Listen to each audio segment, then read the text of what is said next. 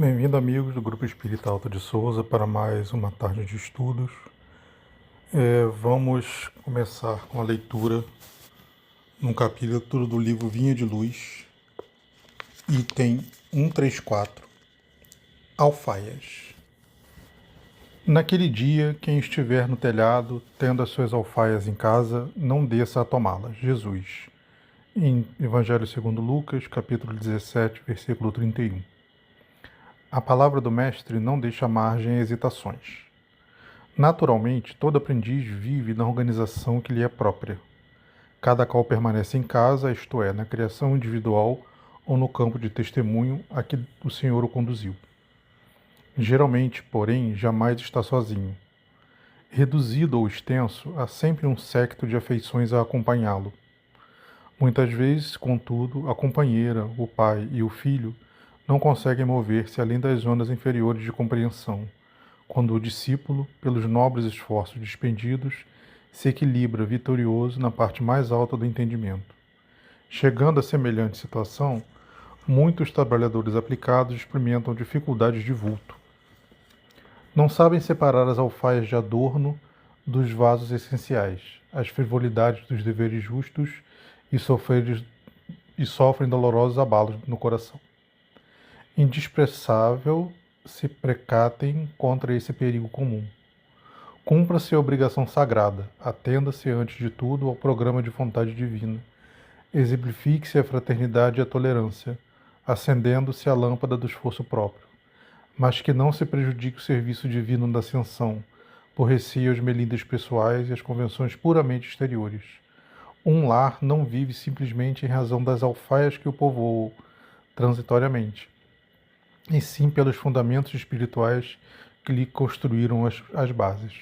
Um homem não será superior porque satisfaça as opiniões passageiras, mas sim porque sabe cumprir em tudo os desígnios de Deus. Vamos elevar o nosso pensamento em um momento de oração.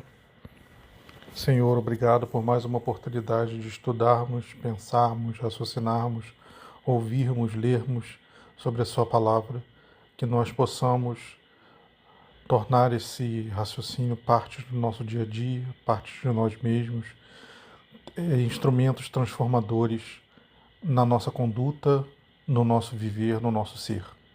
Que nós possamos refletir sobre nossas atitudes, refletir sobre nossos pensamentos e absorvermos cada vez mais a Sua palavra, o seu jeito, o seu caminho. Senhor, olhai por aqueles que estão desesperados, olhai por aqueles que estão querendo abandonar a sua trilha, querendo abandonar a sua forma, querendo seguir por estradas, por caminhos não recomendados, por caminhos em que o Senhor nos acompanha, mas nos tenta tirar deles. Que nós possamos todos nos encontrarmos em Ti.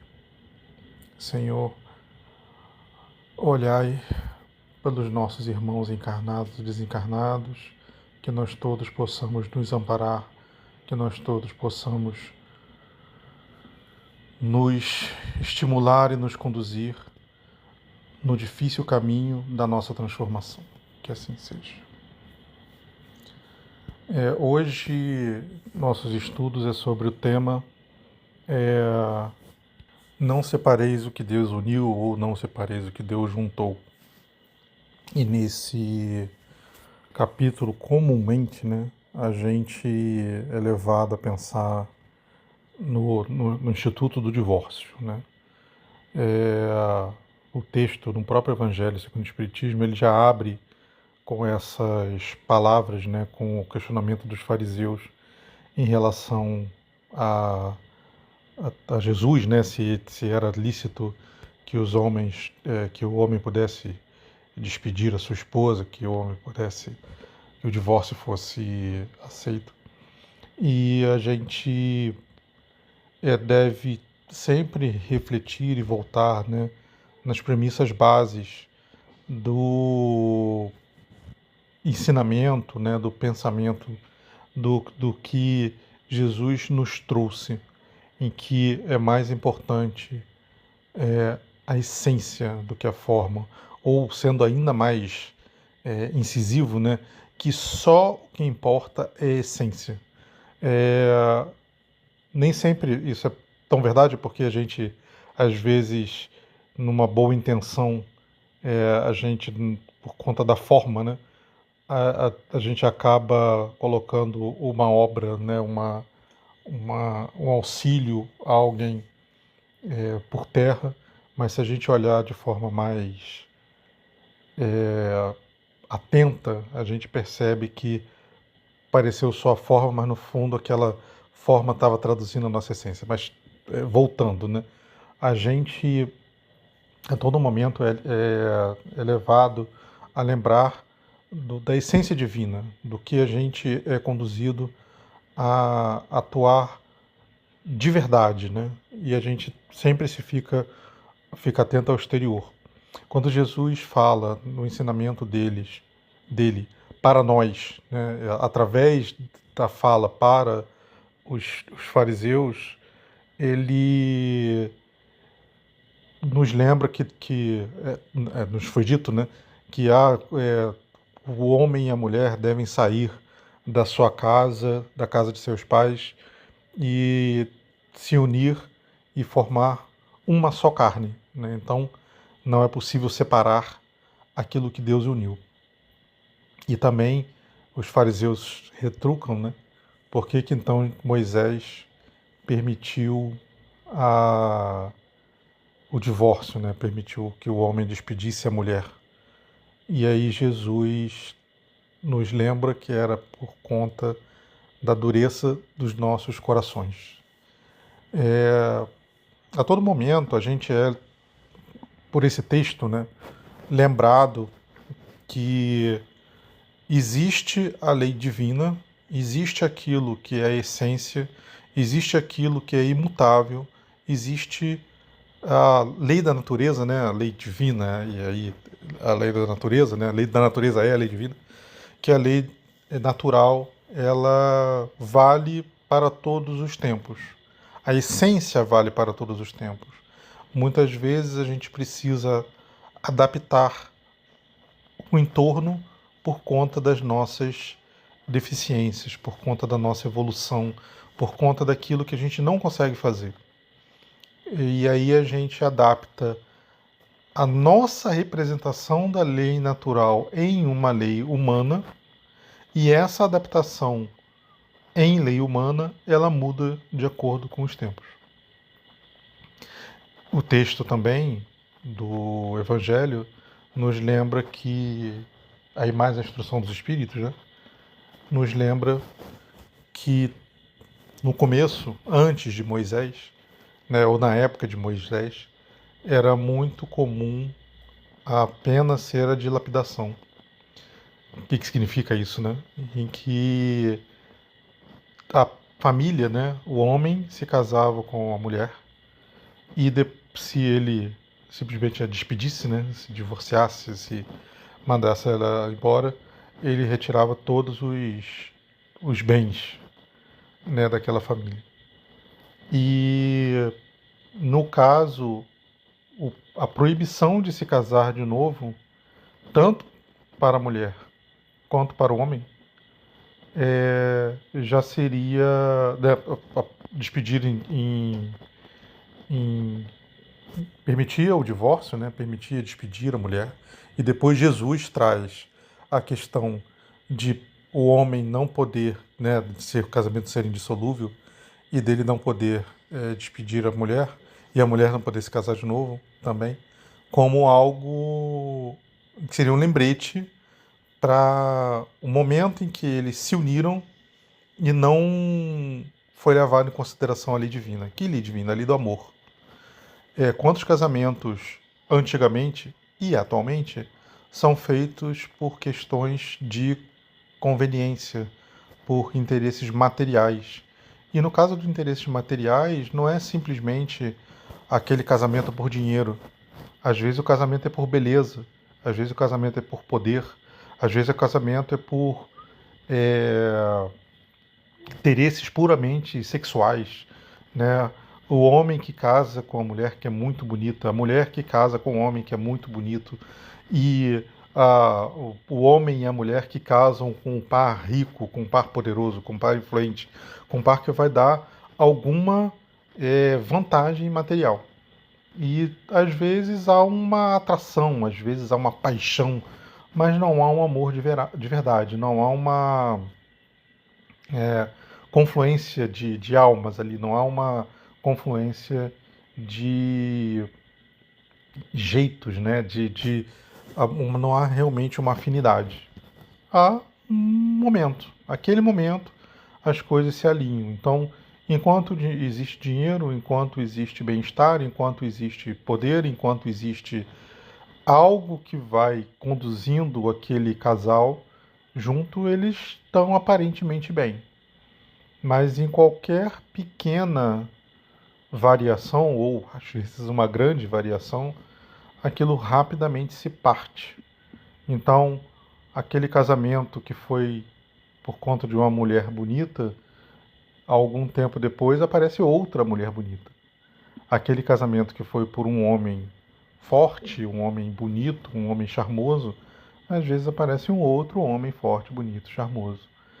E como foi um interesse puramente material, aquilo se quebra, se parte.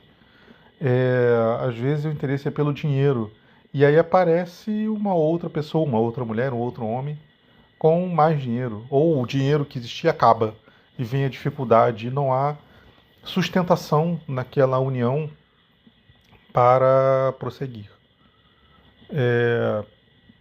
Essa sustentação significa então que nesse caso é permitido, né, é recomendado, orientado o divórcio.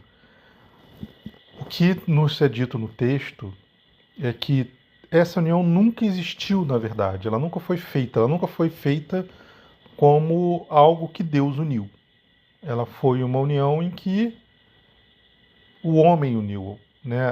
A mulher uniu. A vida material, a vida humana uniu, simplesmente. E não teve uma união realmente divina pela lei do amor ali. E esse amor, né? Eu tinha falado do amor e do paixão, não associar o amor com uma questão física, com uma questão sexual, é um envolvimento maior. Como é que se define isso? Eu não sei definir, porque é algo que talvez a gente só consiga perceber sentindo. Mas como a nossa vivência, a nossa evolução, nós ainda estamos muito presos, né, à parte material, às vezes os nossos sentidos, os nossos sentimentos, eles ficam um pouco nublados, eles ficam um pouco confusos e a gente traduz por amor o que não é. A gente traduz por afinidade o que não é. A gente traduz por união divina aquilo que é uma união puramente humana. Como saber? A gente talvez não nunca saiba, né? O máximo que a gente pode fazer é tentar fazer o melhor. Eu estou fazendo, eu estou me casando, né? Eu estou me unindo, eu estou me juntando, eu estou convivendo com alguém porque realmente eu gosto dela, ou eu gosto dele, né? Ou tem alguma outra coisa por trás. Muitas vezes essa união divina, ela acaba carregando especialmente todo um conjunto de afeições materiais também. A coisa se manifesta, né? Pelo fato de você amar alguém, você sente atração sexual. Pelo fato de você amar alguém, você acha aquela pessoa linda, simpática, agradável. Você acha a companhia dela boa. Você acha que a vida que vocês têm pode não ser a mais luxuosa, mais rica do mundo, mas é suficiente, é fantástica. Aquilo que vocês têm é muito. Aquilo preenche, aquilo completa. E as dificuldades que vocês passam, seja elas quais forem, porque a gente fica imaginando assim, dificuldade tenho eu aqui, que estou tendo que pagar minhas contas com o mês, o salário acaba antes do mês, né? Mas todas as pessoas, seja do mais pobre ou mais rico, elas têm as suas dificuldades, elas têm as suas facilidades. A gente precisa olhar aquilo que importa. Eu posso ter alguém que não tem recurso algum e ainda assim egoísta. Eu posso ter alguém que tem muito recurso e pode ser generoso. A gente já viu em outro ensinamento de Jesus, né, que é mais fácil um rico, um cabelo, né, uma corda, passar pelo buraco da agulha do que um rico entrar no reino dos céus. Porque as coisas materiais, elas nos, no nível evolutivo que nós estamos, elas nos embebedam, elas nos deixam anestesiados, elas nos deixam fascinados. Então, isso vale em qualquer nível nível de financeiro, né? Se eu tenho acesso a muito dinheiro, aquilo pode te deixar fascinado. Se você tem acesso a muito sexo ao seu redor, aquilo pode te deixar fascinado, fascinada. Se você tem acesso a muita simpatia, né? As pessoas interagem com você, te chamam para as festas, te chamam para as coisas, você pode ficar fascinado com aquilo. Tudo que está aqui no nosso mundo, a gente tem um potencial, né, negativo nesse caso, para ceder às chamadas tentações, né? Nós dependemos de criarmos em nós a força contra isso. Nós precisamos investir na nossa evolução, no nosso crescimento, na nossa mudança interior. E essa mudança, como diz o texto de abertura, como diz o texto de instrução também, ela nos. Muitas vezes é necessário que a gente tenha pessoas ao nosso redor. São nossos pais, são nossos amigos, são nossos irmãos, são nossos primos, são nossos tios, nossos vizinhos, nossos colegas de trabalho, as pessoas que convivem com a gente nas ruas, quando a gente passa, e muitas vezes aquelas pessoas em que nós escolhemos para, entre aspas, né, viver a vida juntos, né? Porque às vezes não dura a vida toda, mas a gente escolhe pensando que vai durar a vida toda e muitas vezes dura a vida toda, depende de como é essa afinidade, né? E no texto de harmonização, no texto de entrada, ele nos lembra que às vezes a gente tem os enfeites, a gente tem as alfaias, né? A gente tem as coisas que aparentam, não são, que elas aparentam ser. A gente muitas vezes precisa se libertar dessas aparentam ser. A gente precisa se ater à essência para poder seguir, para poder evoluir. Uma outra lembrança aqui, quando a gente olha para a questão do divórcio, né, da separação, do que Deus não separar, o que Deus uniu, e a gente olha para os costumes, vale lembrar que, por exemplo, na época de Jesus, e mesmo depois de Jesus, era comum o instrumento do dote, em que a família da noiva ela oferecia, ela dava, ela cedia um valor material, é um bode, é um terreno, é um dinheiro, ou terras, alguma coisa, para o noivo no momento do casamento. É quase como pagar para alguém para casar com a sua filha, né? De certa forma, tem uma lógica material nesse processo que é dar as condições para o sustento da própria filha, né? Mas deveria ser mais razoável que os dois trabalhassem para essa evolução, que as duas famílias contribuíssem para isso. Mas o mundo vai trocando, né? Antigamente tudo era muito patriarcal, o homem tinha uma dominação sobre a mulher na sociedade como um todo. E os consciente ou inconscientemente, todos os homens acabavam reforçando esse processo, inclusive os pais em relação às filhas em relação ao marido, né? E se num processo desse que você recebe o dote e você simplesmente divorcia, o marido fica com o dote. Mas foi dado para o marido. O marido é o chefe da família, né? Ou era o chefe da família na época. E aí você tem alguém que, com o instrumento do divórcio, se apropriou materialmente de algo da família da noiva. Quando você coloca que o divórcio, que o casamento é indissolúvel, você, de certa forma, protege a mulher na época. Porque nós temos uma capacidade, né, nós seres humanos, temos uma capacidade de distorcer o que está ao nosso redor, enquanto a gente ainda não conseguiu uma evolução espiritual diferente, né? Nós estamos nesse patamar de tentar alterar ao nosso redor de acordo com os nossos interesses.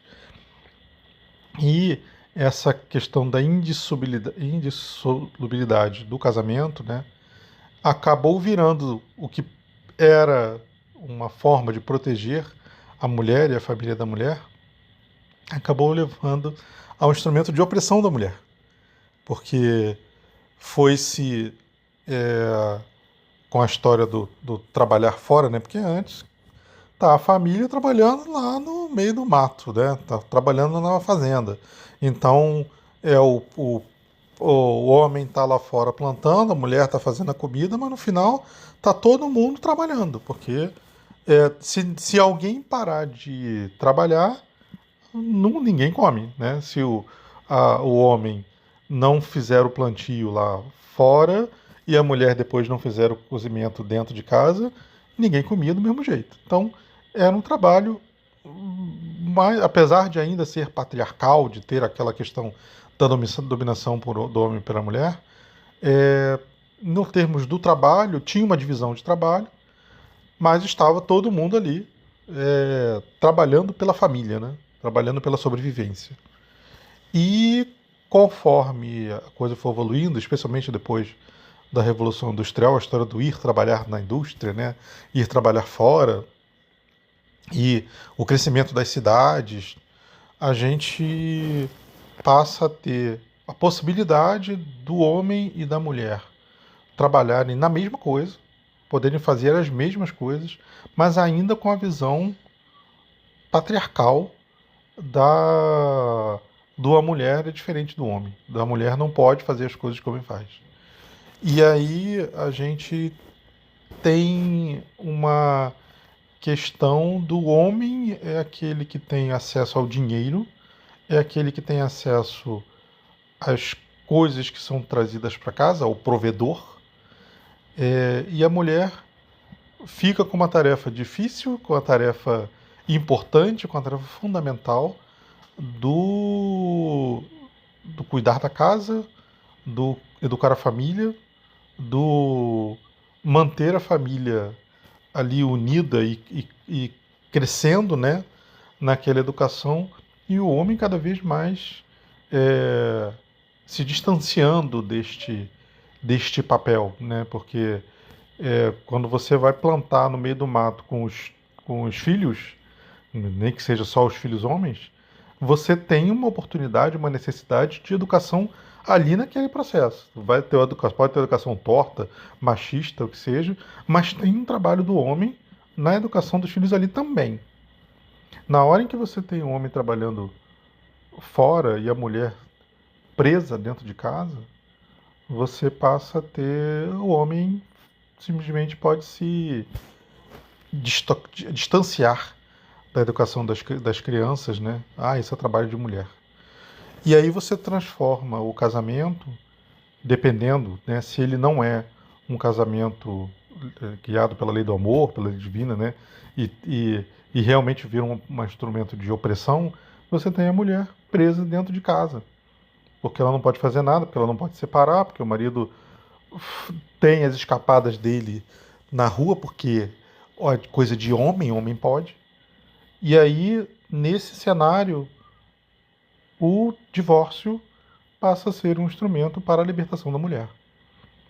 Então, o que era algo para ajudar a mulher no começo, que era a indissolubilidade do casamento, com o tempo, talvez nem com pouco tempo, foi se transformando num instrumento de opressão, em que você trava as pessoas numa relação que não é mais uma relação guiada pela lei de amor, ou talvez nunca tenha sido uma relação guiada pela lei de amor.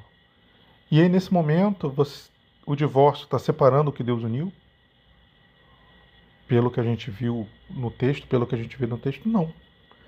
Simplesmente está separando o que o homem, que a mulher, que os seres humanos uniram. Em que Deus estava ali, porque Deus está em tudo quanto é lugar, né? Está sempre ao nosso lado, está sempre nos amparando, mas não foi a lei divina que fez aquela união. Como não foi o que Deus uniu, separar não separou o que Deus uniu. Então, a gente muitas vezes olha para as questões, para os ensinamentos que nos são passados, e a gente simplesmente não quer pensar sobre aquilo, porque o nosso cérebro, nós, né, funcionamos assim. A gente não quer pensar muito. Me dá uma regra que eu faço, uma linha que eu consigo seguir. Eu eu não quero pensar sobre aquele assunto. Eu não quero ver o como se aplica caso a caso.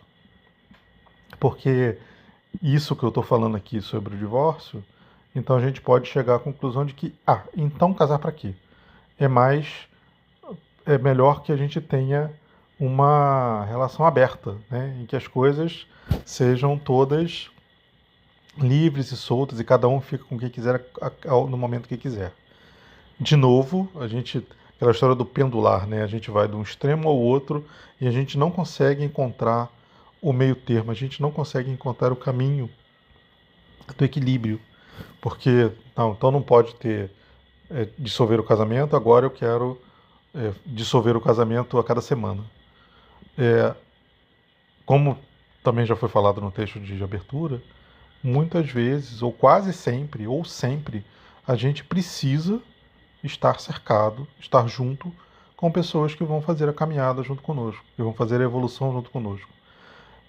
Para viver como uma eremita ou um eremita isolado no meio do mato, sem contato com ser humano algum, pode ser uma boa abordagem para um determinado momento da vida em que você está precisando parar para pensar nas lambanças e nas besteiras que você fez, ou que você faz, né?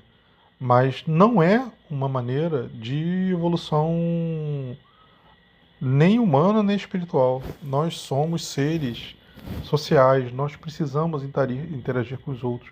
Eu consigo exercer a caridade quando tem alguém para eu exercer a caridade. Não adianta me isolar no meio do mato e estou sendo caridoso, estou orando pelas pessoas. Eu preciso, isso é importante talvez em algum momento, mas para eu poder exercer a caridade de verdade, eu preciso estar em contato. Eu preciso estar fazendo coisas para alguém. Eu preciso estar sendo exposto às dificuldades de outra pessoa, às dificuldades minhas de lidar com outras pessoas. Senão eu não consigo evoluir de verdade. É essa interação com seres encarnados e desencarnados, é essa interação entre os espíritos que faz esses espíritos crescerem, evoluírem. A gente precisa desse contato. Então, para eu seguir, normalmente eu vou precisar de alguém ali do meu lado, eu vou precisar de algum companheiro, de alguma companheira, efetivamente que se afine comigo, de um conjunto ao redor, né? Parentes, amigos, etc. E essa afinidade pode e deve ser orientada pela lei do amor. E a gente, como está evoluindo, não é porque a gente está sendo guiado pela lei do amor que a gente não vai passar por dificuldades. Então, se é o primeiro sinal de desentendimento, e aí desentendimento eu não estou falando de briga, de bater, isso aí é para denunciar para a polícia. Mas assim, que a gente tem pensamentos diferentes, se em qualquer sinal desse eu vou embora, como que eu vou crescer? Se eu não consigo com alguém que eu efetivamente amo, se eu não consigo discordar, se eu não consigo respeitar, que pessoa sou eu se eu não consigo fazer isso? Então, há outros textos, né, de Emmanuel mesmo, em que ele nos lembra que a questão do casamento, no nível que nós estamos de humanidade, não é para ser tão fácil de ser dissolvido, porque senão qualquer dificuldade a gente simplesmente cede ao impulso do momento e a gente resolve sumir, desfazer, desaparecer. E às vezes, pouco depois, a gente se arrepende disso. A gente simplesmente vê, caramba, o que eu fiz? E aí, às vezes, nesse processo já está quebrado, a coisa já está. Não dá para unir mais, não dá para refazer, não dá para colar. É, nem todo vaso que quebra a gente consegue colar de volta. Mesmo quando consegue, não é a mesma coisa, porque teve alguma perda ali no meio do caminho. E às vezes essa perda é irreparável, não tem cola que resolva.